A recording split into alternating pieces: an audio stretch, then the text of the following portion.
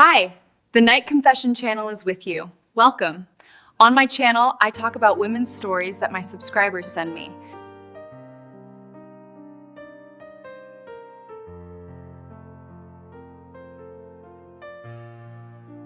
Part 1.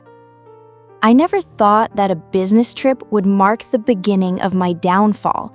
Everything seemed ordinary: work trip, meetings with clients, dinners with colleagues, a hotel in a neighboring city. I was thinking only about work, new projects, reports, presentations. But everything changed when I met him. His name was Dimitri. He was also on a business trip, but from another company. I noticed him in the hotel lobby when I was coming down the elevator. He was leaning against the counter, wearing a business suit, with a slight smile on his face.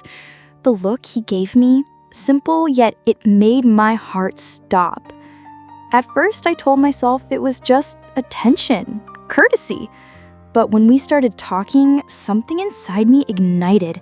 He listened to me, truly listened, as if every word I said mattered. At first, it was simple conversations about work, then about life, hobbies, how boring business trips could sometimes be. I caught myself searching for his gaze in the restaurant, hanging on every word. His light jokes, confident smile, soft voice, all of it began affecting me more than I could admit. That evening, after dinner, he suggested taking a walk through the city. I agreed, though I shivered from a mixture of fear and excitement. We walked side by side, discussing trivial things, while inside me, a feeling of danger, and along with it, desire, grew. I knew it was wrong. I was married. I had a family. But something in this man awakened a woman in me I had long hidden. On a quiet street, he stopped, looked me straight in the eyes, and gently took my hand. I didn't pull away. I felt something burning inside me. He leaned closer and kissed me. At first gently, then more insistently. I froze, feeling my heart trying to burst out of my chest. Everything else disappeared, just us, that kiss, his hands on my body. I realized I had crossed a line, but I couldn't stop. That night, I returned to my room trembling, filled with both excitement and guilt. My husband suspected nothing. I lay in bed, listening to my son's steady breathing in another city, and all the while I felt a fire ignite in my chest that no one could ever extinguish. The next day, we met again. In the hotel restaurant, at breakfast, we exchanged glances full of understanding and silent agreement. His presence excited me, but at the same time, guilt tormented me. Every evening after official events, we found ways to be alone. Sometimes it was a quiet walk along the waterfront. Sometimes it was one of his rooms where we could be together privately. These encounters were full of passion I had never experienced in my life. But along with that, fear grew. I caught myself checking if anyone was watching us, worrying about every call from my husband. I knew I was playing with fire, but I could no longer stop the flood of emotions that had completely taken over me. Part 2. The following days turned into an endless cycle of meetings, messages, and secret glances. Every time I entered the hotel restaurant, my heart raced. Dimitri sat there, waiting for me, and his gaze awakened something primal, wild in me, something I had long forgotten. We began meeting more often. Sometimes these were short encounters after conferences, sometimes in the hotel room where we could be alone. Each meeting was filled with a passion I couldn't contain. His hands, his lips, his scent, all of it drove me insane. I lost myself in these sensations, forgetting the time, the place, the life I had left outside the door. But along with that, fear grew. I caught myself checking the hallways, fearing cameras, worried someone might walk in. My nights were full of excitement and anxiety. Every call from my husband or a message from a colleague made my heart stop. I knew I was playing with fire, that this could destroy my family, but I couldn't stop. My dependence on these encounters was growing stronger.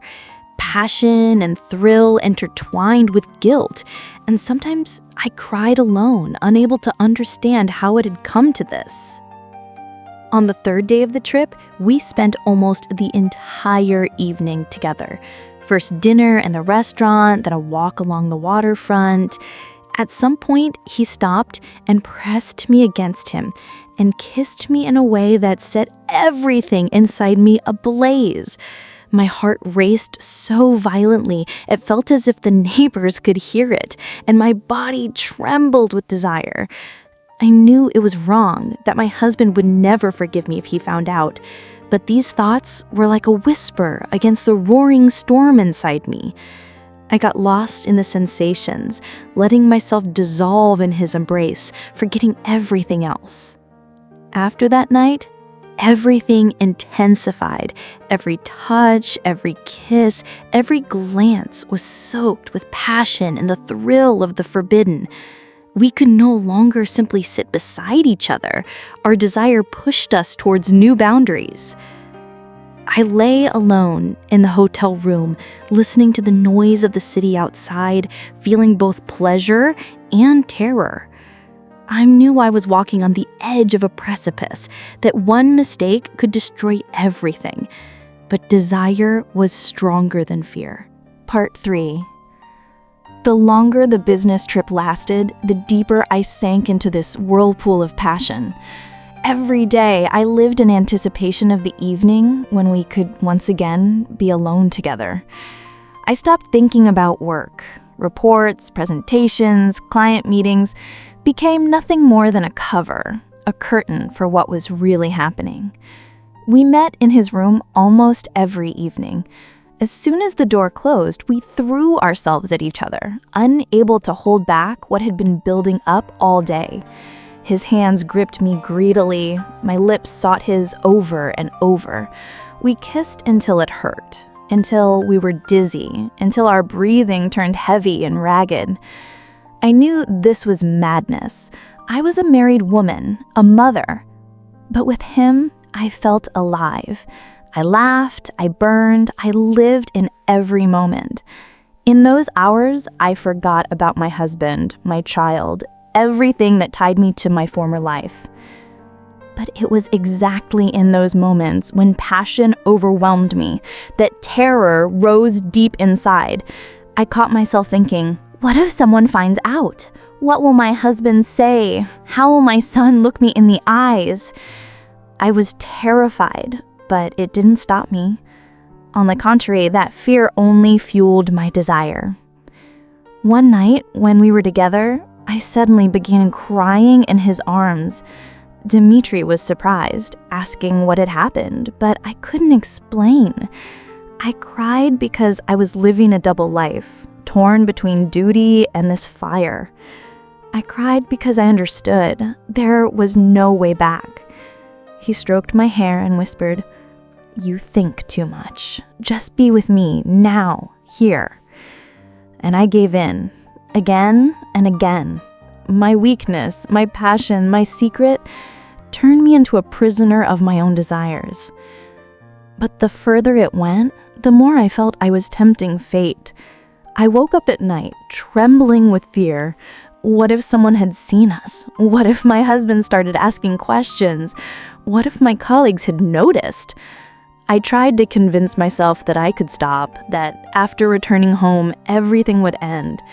But my heart and body reached for him with such force that I felt if I refused these meetings, I would die. Part 4. Final. When the business trip was coming to an end, I felt both relief and terror. Relief, because I thought, now it will all be over. I will return home and once again be a wife, a mother, a woman without secret meetings and lies. Terror, because I knew I could never simply forget him. The last night was fatal. We met again in his room.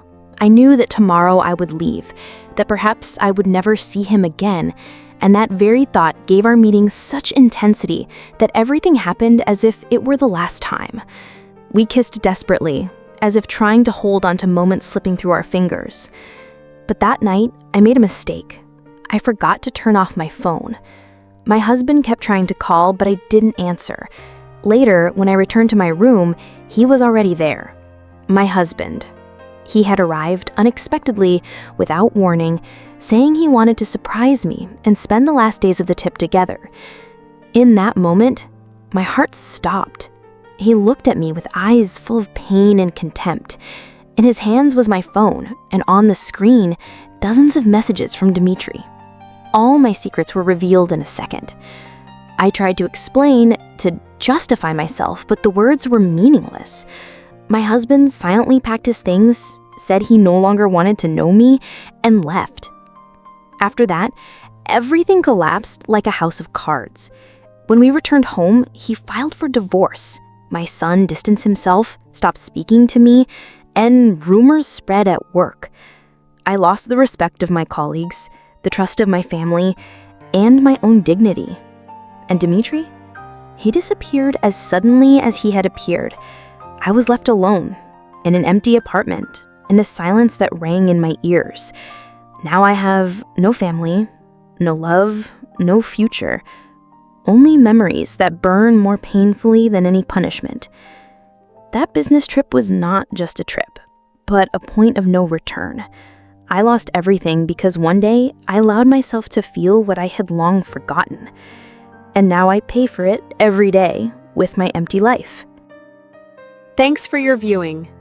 The best gift from you will be a like and a subscription.